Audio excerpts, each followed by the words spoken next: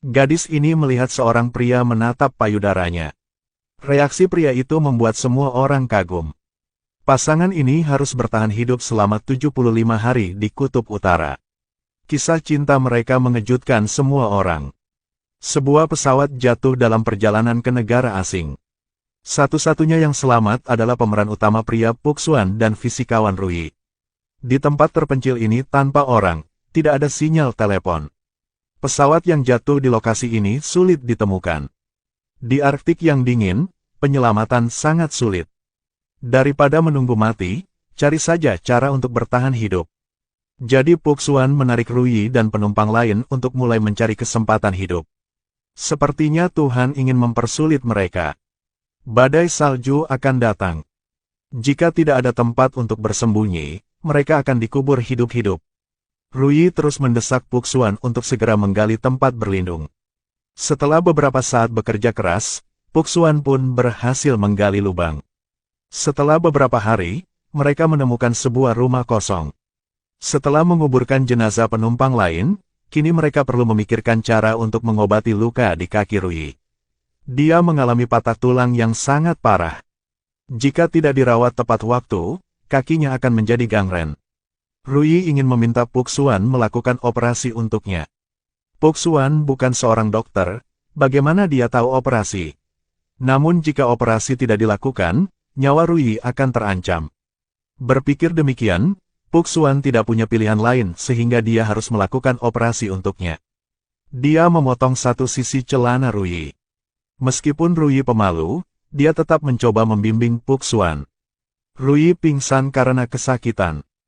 Tidak lama kemudian, Puxuan mendengar Rui memanggil namanya.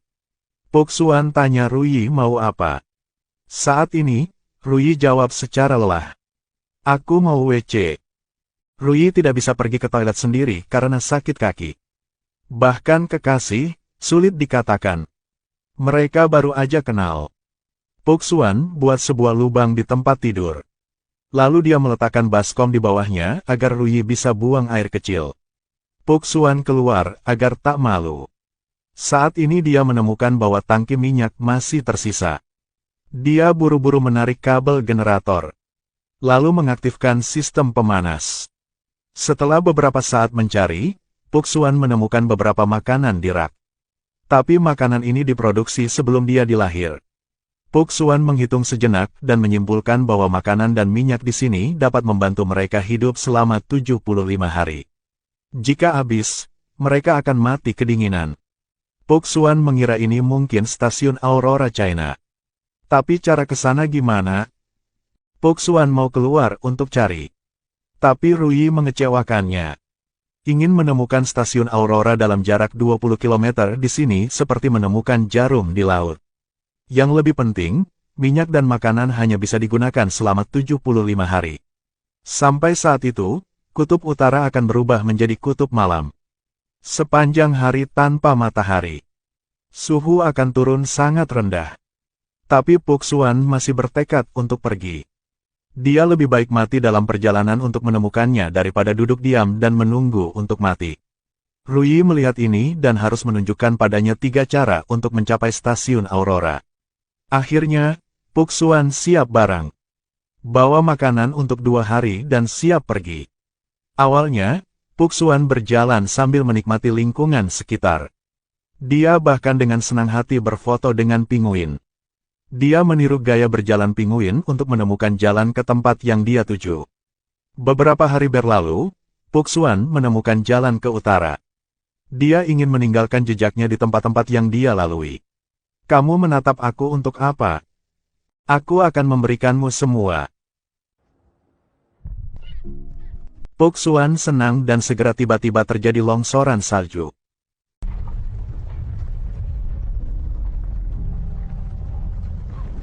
Untungnya, Puxuan dapat bersembunyi di balik batu tepat waktu untuk menyelamatkan nyawanya.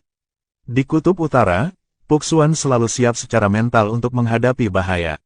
Setelah kembali, dia memberitahu Rui segalanya. Setelah mengetahui longsoran salju, Rui menduga bahwa Puxuan telah pergi ke utara. Sekarang hanya Tenggara yang tersisa. Setelah beberapa hari berhubungan, keduanya secara bertahap menjadi teman. Melihat badai salju di luar, Puxuan awalnya agak takut. Tapi memikirkan minyak yang hampir habis, Puxuan tidak bisa tidak mulai lagi. Melihat Puxuan pergi, Rui merasa khawatir. Kali ini keluar. Puxuan mau coba menangkap ikan di laut besar ini. Tapi setelah hasil tangkap seekor ikan, Puxuan jatuh ke celah dan pingsan. Setelah sadar kembali, Puxuan mengikuti arah cahaya redup untuk keluar dari gua.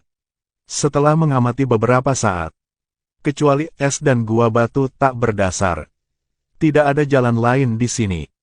Sampai sekarang, Puxuan telah pergi selama 2 hari. Ia harus pulang segera, karena ia harus bantu Rui.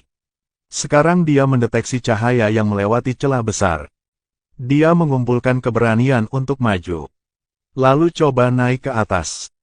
Tapi semakin jauh ia melangkah, semakin kecil celahnya. Udara menjadi sangat tipis. Dia masih berusaha untuk tidak jatuh. Ruang sempit membuat Puxuan sulit bernapas. Berkat kemauannya yang kuat, dia akhirnya bisa mengatasi dirinya sendiri. Dia berhasil naik ke gua di sebelahnya. Puxuan mengikat barangnya ke satu kaki. Lalu dia melanjutkan mendaki.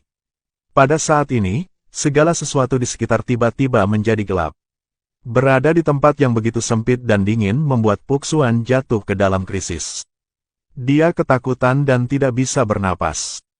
Tetapi memikirkan Rui menunggunya. Puxuan tidak bisa menyerah begitu saja. Dia menggunakan api untuk menghilangkan rasa takut yang mengelilinginya. Manfaatkan cahaya ini untuk bergerak maju. Jika dia tidak bisa melihat jalan, Puxuan akan menggunakan obor untuk menggali lubang. Waktu berlalu. Perasaan tidak berdaya dan putus asa membuatnya jatuh. 4 hari telah berlalu, Rui hanya bisa mendoakan Puxuan. Angin kencang membuat rumah terus-menerus mengeluarkan suara. Genset berhenti bekerja. Rui mencoba merangkak di lantai untuk mencari makanan. Ia makan sambil nangis. Udah 4 hari, Puxuan masih belum pulang. Mungkin ia telah mati di luar. Matanya dipenuhi dengan keputusasaan. Rui merangkak keluar untuk menyalakan generator. Tetapi tidak peduli seberapa keras dia mencoba, dia tidak dapat menyalakan generator. Sinar harapan terakhir Rui telah padam. Yang tunggu ia sekarang adalah kematian.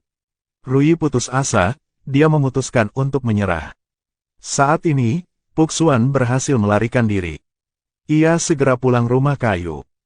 Dia menemukan Rui pingsan diri di luar. Untungnya, cederanya tidak bertambah parah.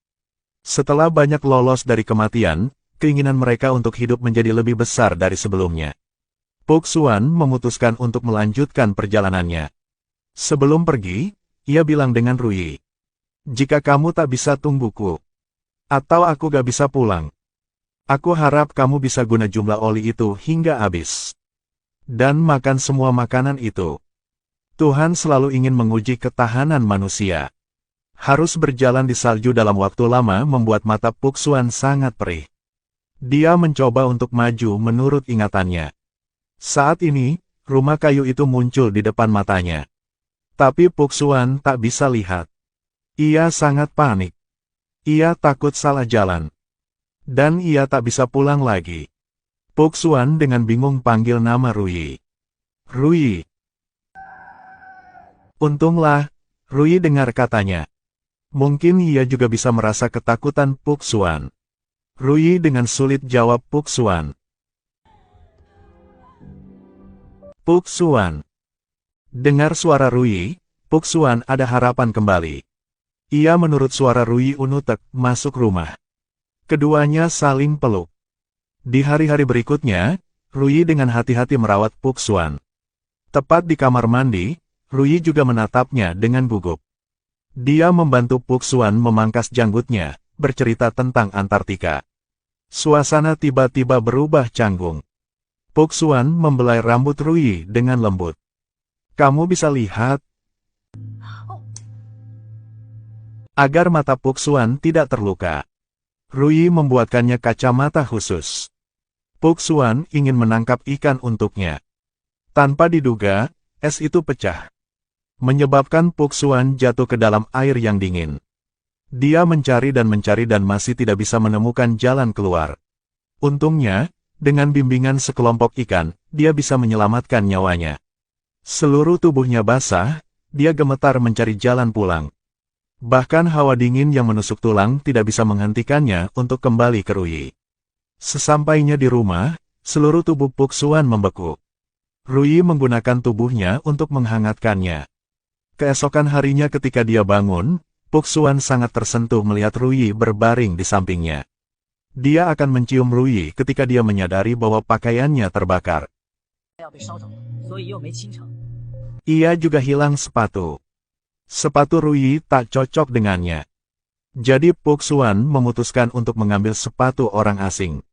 Setelah kembali, keduanya mendengar ketukan di pintu.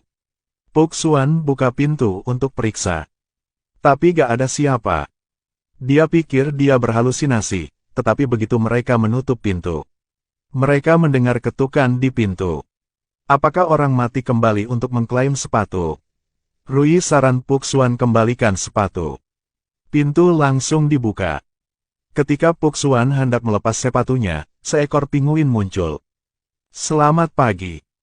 Puxuan mau masak pinguin itu. Tetapi atas permintaan Ruyi, mereka memelihara pinguin itu. Kaki Ruyi telah pulih. Puxuan antar Ruyi dan pinguin keluar. Untuk menikmati kebahagiaan ini, Puxuan menemukan batu khusus hari ini. Ruyi berkata bahwa meteorit di kutub utara sangat berharga. Dalam dingin yang menusuk tulang ini, sangat sulit untuk bertahan hidup. Tapi seorang pedagang seperti Puxuan, dia sangat bahagia. Dia mengambil batu itu dan berlari kembali untuk menunjukkan Ruyi batu itu. Tanpa diduga pada saat ini, batu itu meleleh. Puxuan meniup batu itu. Ini kotoran, bukan meteor. Saat itu, dia minat mencicipinya. Dia melihat kotoran anjing laut, kotoran pinguin, kotoran sapi. Tapi yang ini pasti kotoran manusia. Kotoran ini telah memberikannya harapan. Stasiun Aurora pasti dekat. Hari ke-75 hampir tiba. Oli telah habis. Makan juga hampir habis. Puxuan putus berangkat lagi. Tidak menyangka Ruyi akan mimisan saat ini. Ini adalah infeksi darah. Malnutrisi ditambah cedera kaki yang tidak diobati. Waktu Ruyi tak sisa banyak. Tolong melupakanku. Tapi Puxuan tak setuju. Dia berlutut di depan Ruyi. Meskipun tak ada cincin kawan. Juga tanpa janjian. Tak ada kehadiran teman-teman. Tapi Puxuan masih mengakui hatinya. Dimanapun. Baik atau jahat. Kaya atau miskin. Baik atau sakit. Meskipun hanya sisa satu gigi. Nanti kamu jadi orang manapun. Tak mandi beberapa hari. Harum atau bau buruk. Aku masih cintamu. Ruyi diam-diam janji. Ia akan tidak meninggalkan Puxuan. Oli udah habis. Makanan juga habis. Puxuan berangkat sekali lagi. Kakinya jadi hitam karena dingin. Sekitarnya hanya ada salju dan es. Puxuan dengan lelah duduk di batu. Dia melihat tulang ikan paus di depannya. Saat ini, ia sangat putus asa. Hewan sebesar itu pun tidak bisa lepas dari pengaturan takdir. Puxuan ingin menyerah, tetapi jika dia tidak dapat menemukan stasiun Aurora, tempat ini akan jadi kuburannya. Tapi Ruyi tak mau begitu. Ia mau Puxuan lanjut hidup. Hari ini adalah kali terakhir Puxuan pergi. Jika tak berhasil, Puxuan hanya bisa peluk mayat Ruyi dan mati di sini. Badai salju ditambah tubuhnya yang lelah karena tidak bisa istirahat membuatnya pingsan. Seekor pinguin telah membangunkannya. Puxuan melihat kincir angin. Ia dengan ekor pinguin maju ke depan. Akhirnya, ia telah menemui stasiun Aurora. Dia mencoba memanjat tong besi. Kakinya tak bisa rasa apa lagi. Dia mengambil batu di sebelahnya dan mencoba menjatuhkan tong besi itu hingga menimbulkan suara. Akhirnya, ada orang menemukannya. Air mata jatuh di pipinya.